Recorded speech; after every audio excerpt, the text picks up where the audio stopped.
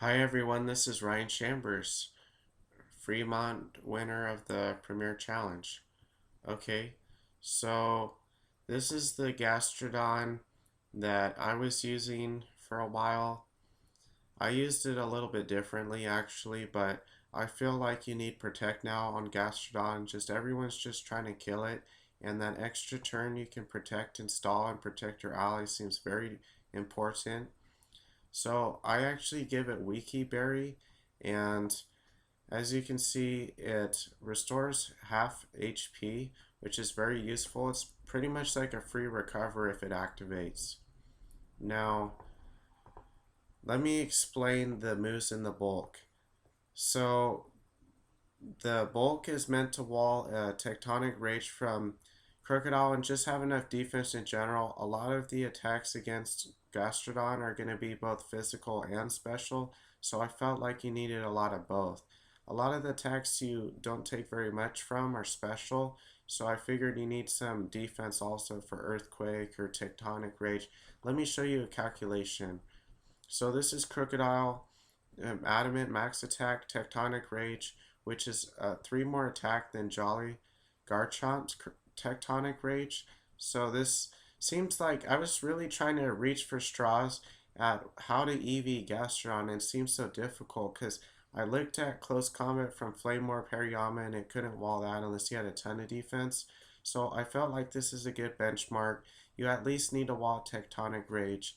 They're going to use that a lot with Krookodile or Garchomp, so I think as long as you wall that, you'll be fine. And Gastrodon is immune to Sandstorm, so you don't have to worry about that finishing off. Hopefully they won't have Hail, or hopefully they get a low damage roll or something.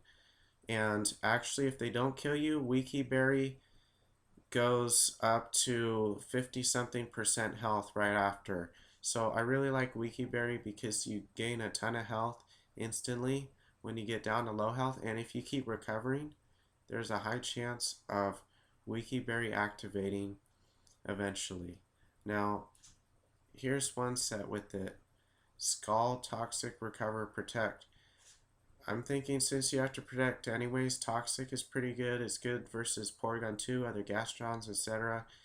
Now, with all the Feeny usage and everybody trying to counter Gastrodon, I don't imagine that it's a top tier Pokemon anymore, but I could definitely see why people would want to use it. The Storm Drain really helps out Gastrodon.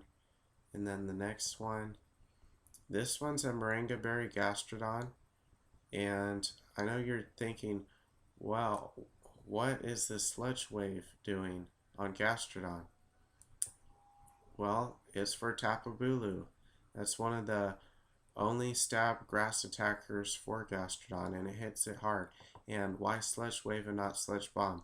Because you don't know who they're going to switch out to Bulu. It could be the left side or the right side. You could use Sludge Bomb if you think you're really good at predicting, but I would just like to have something against Bulu to make it think twice. So a lot of them may have Lumberry, so Toxic may not be ideal if you're trying to hit Bulu.